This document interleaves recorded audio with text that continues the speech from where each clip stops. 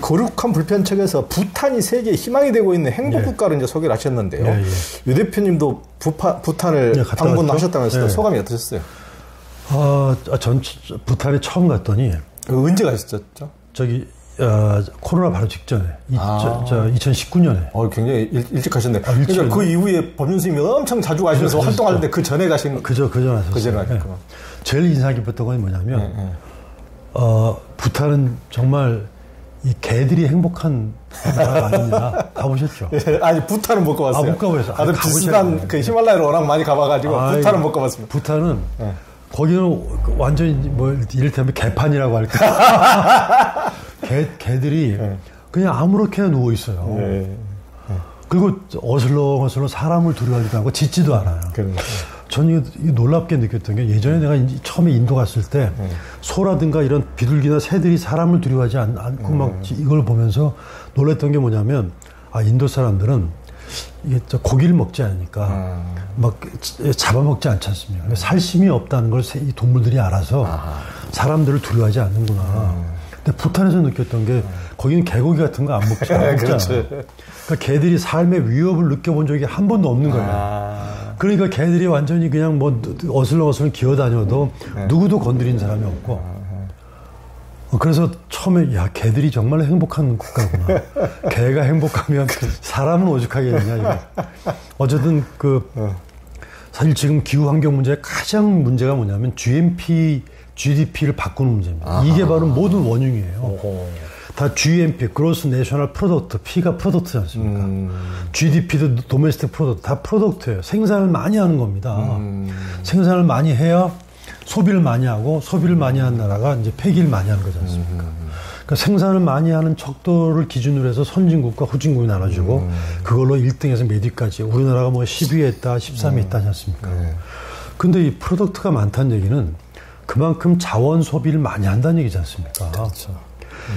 지금 사실 우리가 기후 환경 문제는 우리가 여러 가지 어리석음들이 인류의 어리석음들 때문에 발생한 문제거든요. 그 어리석음 여러 가지가 이유가 있는데 첫 번째는 지구가 무한히 있다고 생각하는 겁니다.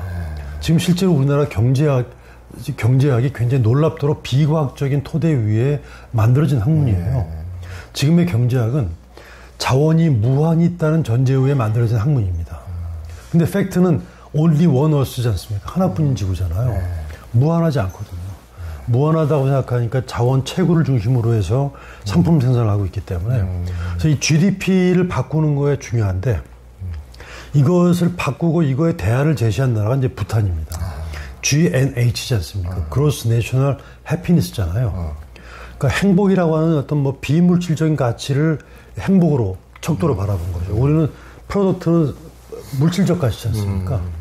근데 실제로 지금 환경 문제가 이렇게 물질적 가치를 중심으로 생각하기 때문에 이렇게 파탄이 난 건데 이제는 해피니스라고 하는 뭔가 좀 정신적 가치를 기준으로 해서 뭔가 지표가 바뀌지 않으면 안 된다라고 하는 게 지금의 모든 환경운동가들이 아주 뼈저리게 동감하는 내용입니다.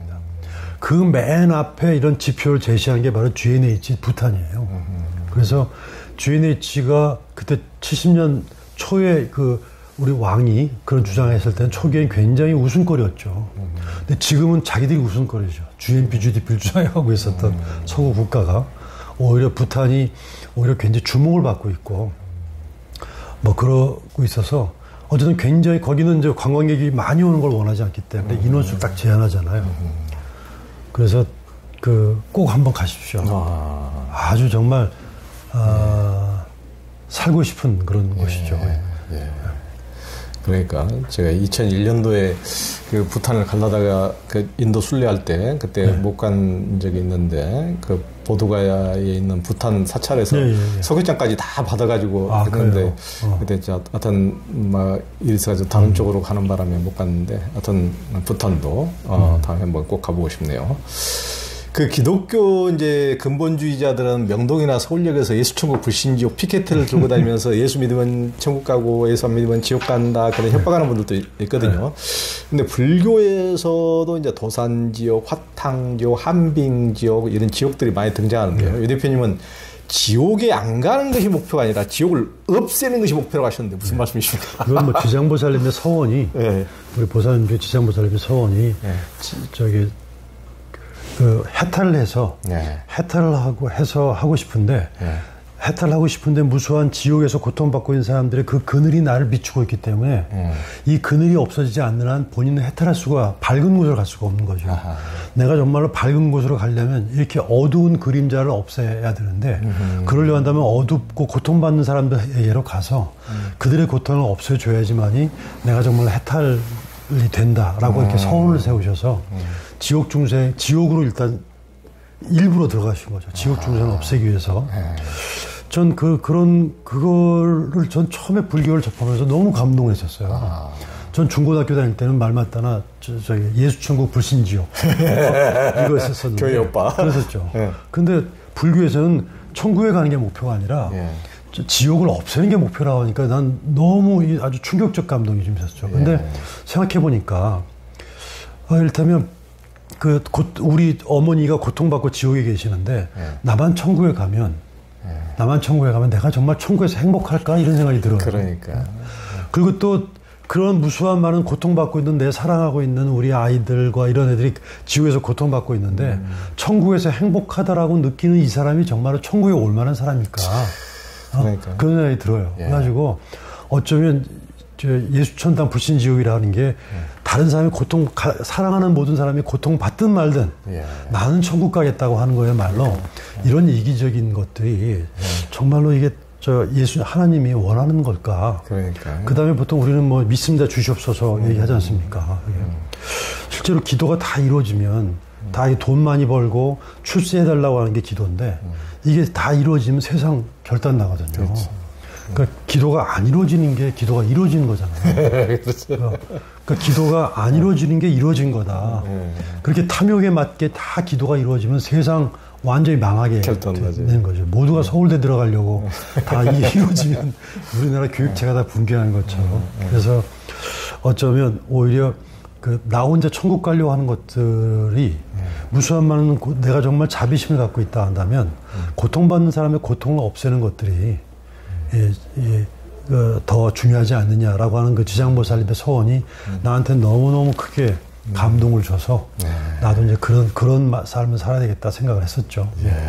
그러니까 이제 저번에 누군가가 범준 스님한테도 예수 믿어야 이제 천국 가고 예수 안 믿으면 지옥 갑니다. 그러니까 범준 스님이 나는 지옥에 가겠습니다. 그러니까 뭐 예수 안 믿어서 지옥 가는 그런 지옥이 아니고 지옥에 내가 마땅히 도와줘야 될, 구제해야 될 사람들이 다 지옥에 있기 때문에 지옥에 가서 그들과 같이 그런 말씀, 그런 것들이 우리가 그러니까 지옥 천당 얘기하지만은 그 천당이라는 말 속에 가장 이기적인 거.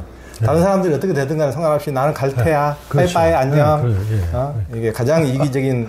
그러니까 전혀 천당에 갈 자격이 없는 자들일수록 그런 것을 가장 목적높이 외친다는 게 참 아이러니고 참 아픔이죠. 그래서 착한 일을 하려고 마음을 먹는 건 좋은 일이긴 합니다만 어쨌든 그렇다는 말씀이죠. 불교계에서 큰 행사를 하면은 예전에 보면 꼭 하는 게 이제 방생 아닙니까? 그런데 진짜 방생은 괜히 산 물고기 잡아다가 도로 놓아주는 게 아니라고 하셨는데 그럼 무엇이 진정한 방생입니까? 생명을 죽음에서 놓아주는, 죽음에서 해방되도록 만드는 게 방생이지 않습니까? 근데 사람들마다 저마다 이렇게 고통받고 힘들어할 때 정말 죽고 싶어할 때가 많거든요.